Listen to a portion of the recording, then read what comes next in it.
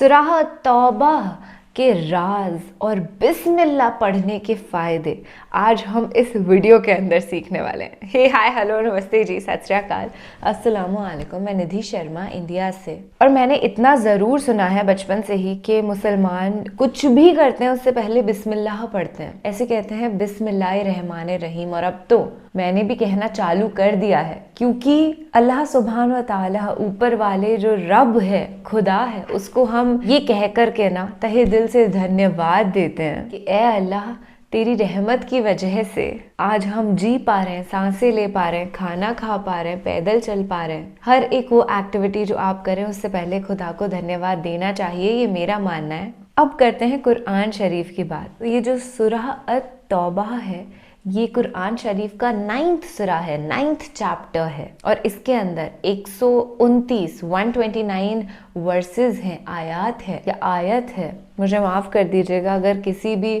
Pronunciation में मुझसे गलती हो गई हो तो, क्योंकि मेरी जो परवरिश है वो हिंदी भाषी प्यारे प्यारे इंसानों के बीच में हुई है। सनातन धर्म से मैं बिलोंग करती हूँ, तो अभी कुछ शब्द बोलने में टिपिकल लगता है, डिफिकल्टी होती है, पर इंशाल्लाह रियल सून ऐसा होगा कि बिल्कुल फ्लो में तो उर्दू बोलेंगे और अरबी भी पढ़ने लग जाएंगे। चले खैर, अपने ख्वाहिश के पिटारे को एक बार थोड़ा सा साइड में रख के सीक्रेट्स ऑफ सूरह अत-तौबा को एक्सपीरियंस करते हैं। देन विल हैव अ प्यार भरी मीठी मीठी गुफ्तगू एज ऑलवेज।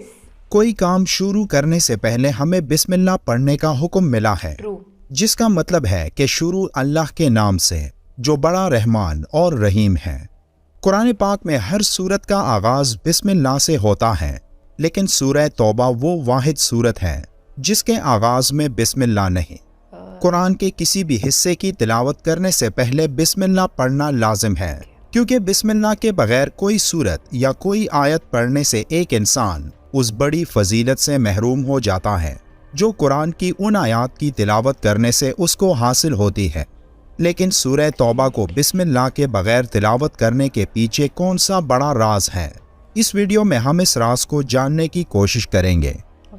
सूरह तौबा कुरान मजीद की 9वीं सूरत है, जो 129 आयात और 16 रुकू पर मुश्तमिल है। कुरान की बाकी सूरतों की तरह सूरह तौबा में भी ऐसे गहरे राज मौजूद हैं जिन्हें अगर एक इंसान ने जान लिया तो यकीनन उसने कामयाबी हासिल कर ली।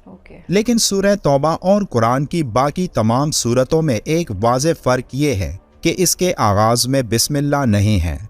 ये सूरत 2 नामों से मशहूर है, एक अत-तौबा और दूसरा अल-बरा। तौबा इस लिहाज से कि इसमें एक जगह बाज अहले ईमान के कसूरों की मुआफ़ी का जिक्र है, और बरात इस लिहाज से कि इसके आगाज में मुशरिकीन से बरी ज़िम्मा होने का ऐलान है।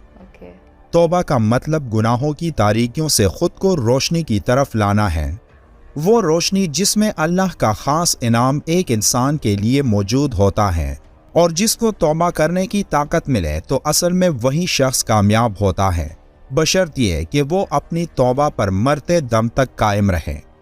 नफ्स के खिलाफ जंग करने को अल्लाह के रसूल ने सबसे बड़ा जहाद करार दिया है, क्योंकि नफ्स के खिलाफ कोशिश दुनिया में सबसे मुश्किल काम होता है, और जो नफ्स को काबू करने में कामयाब रहा तो फिर उसे दुनिया की कोई ताकत अल्लाह के अहकामों की तकमील से नहीं रोक सकती। जो लोग गुनाह के बाद निदामत महसूस करते हैं और उस गुनाह के बाद वो इस तरह बेचैन होने लगते हैं जैसे कि ये पूरी दुनिया उन पर तंग हो गई है, तो तब वो अल्लाह से जब अपनी गुनाह की मुआफ़ी तलब करता है तो अल्लाह उसकी तौबा कबूल करता है। इस हालत को सूरह तौबा में निहायत खूबसूरती से बयान किया गया है, जिसकी एक आयत में उन 3 अफराद का जिक्र है जो हज़रत मोहम्मद सल्लल्लाहु अलैहि वसल्लम के साथ ग़ज़वे तबूक में शदीद गर्मी और कठिन सफ़र की वजह से शरीक नहीं हुए थे। फिर जब उस ग़ज़वा से आप सल्लल्लाहु अलैहि वसल्लम वापस तशरीफ़ लाए तो वो 3 अफराद आपके पास मुआफ़ी मांगने पहुँचे, तो आपने उनसे बात करने से इनकार कर दिया, यहाँ तक कि उनके ख़ानदान वालों ने भी उनके साथ बोल चाल बंद कर दी।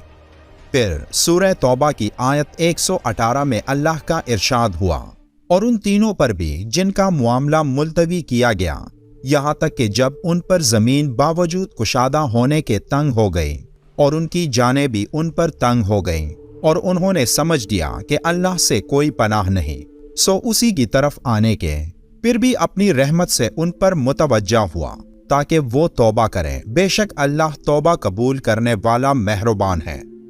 ये कुरान की वाहिद सूरत है जिसके आगाज में बिस्मिल्लाह नहीं है, और इसके बारे में मुफस्सिरीन की कई राय है, जिनमें एक ये भी है कि हुजूर सल्लल्लाहु अलैहि वसल्लम की आदत मुबारका ये थी कि जब भी कोई आयत नाजिल होती तो आप सल्लल्लाहु अलैहि वसल्लम सहाबा को बुलाकर उस आयत को जिस जगह जिस सूरत में लिखना होता था बतलाकर उस आयत को लिखवा लेते। लेकिन ये आयतें जिन्हें सूरह तौबा के नाम से जाना जाता है, इनके मुतल्लिक हुजूर सल्लल्लाहु अलैहि वसल्लम ने कुछ इरशाद नहीं फरमाया कि इन्हें किस सूरत में किस जगह पर लिखना है। इसलिए ऐसा समझा जा सकता था कि ये भी एक मुस्तकिल सूरत होगी। ताहम सूरह अनफाल की आखिरी और सूरह तौबा की इब्तिदाई आयात के मज़ामीन में मुनासबत पाई जाती है। दोनों सूरतों में मुनासबत की वजह से सूरह तौबा को सूरह अनफाल के बाद रखा गया।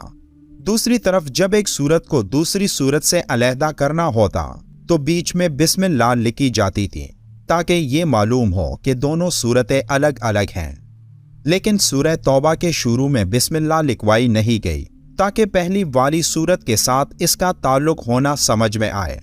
और चूंकि ये बात वाज़ेह नहीं थी कि सूरह तौबा अलग सूरत है या सूरह अनफाल ही का जुज़ है, इसलिए दोनों पहलुओं को मद्देनजर रखते हुए जब हज़रत उस्मान रज़ियल्लाहु ताला अन्हु ने कुरान को जमा किया तो इस सूरत के शुरू में बिस्मिल्लाह नहीं लिखी गई और अगली सूरत से इसको अलग बताया गया ताकि दोनों सूरतों को एक ही ना समझ लिया जाए।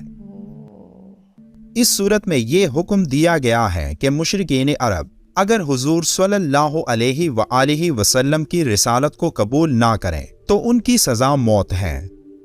सूरह तौबा के शुरू में बिस्मिल्लाह के जिक्र ना होने की असल वजह भी यही है कि सूरह तौबा में कहर जलाल और मुनाफिकीन पर गैज़ व गज़ब और उनसे बेजारी का जिक्र है, और बिस्मिल्लाहिर्रहमानिर्रहीम में रहमत का बयान है, और रहमत के साथ फौरन ज़हमत का जिक्र मुनासिब नहीं।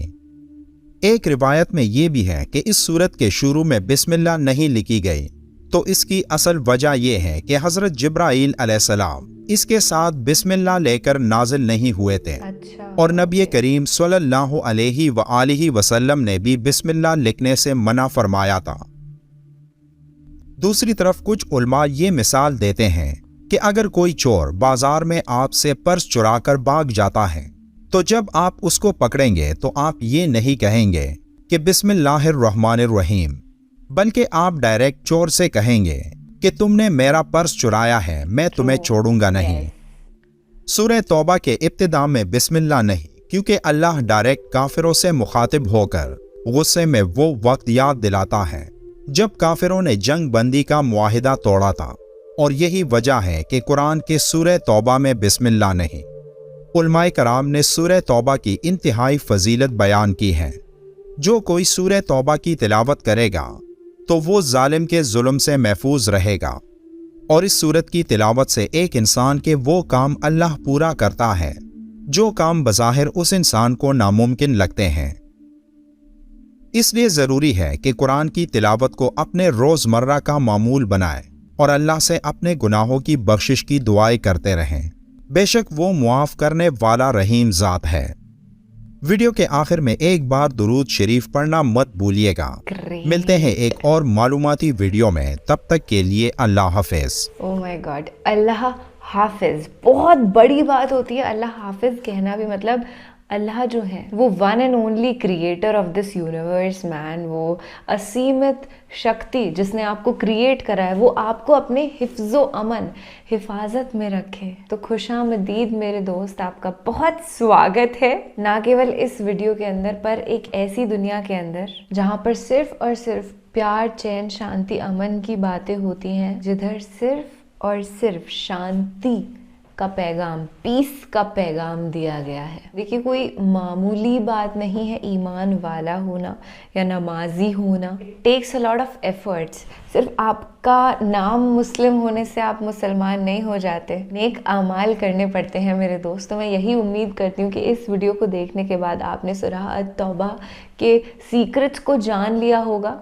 और आज से आप अपने गुनाहों के लिए एटलीस्ट माफ़ी मांगेंगे अल्लाह से, क्योंकि हम इंसान हैं, हम परफेक्ट नहीं हैं। हम कोशिश ज़रूर कर सकते हैं नबी पाक जैसे बनने की, पर नबी नहीं बन सकते। तो आज के लिए बस इतना ही। मैं दुआ करती हूँ कि अल्लाह ताला हम सब को नेक आमाल करने की तौफीक अता फरमाए। आमीन सुम आमीन। आप अपना और अपने पूरे परिवार का ख्याल रखिएगा दोस्त। फ़िलहाल आपसे लेती हूँ इजाज़त। मिलते रहेंगे ऐसे ही बेहतरीन वीडियोस के साथ। शब्बा खैर, शुभ रात्रि एंड अल्लाह हाफिज़।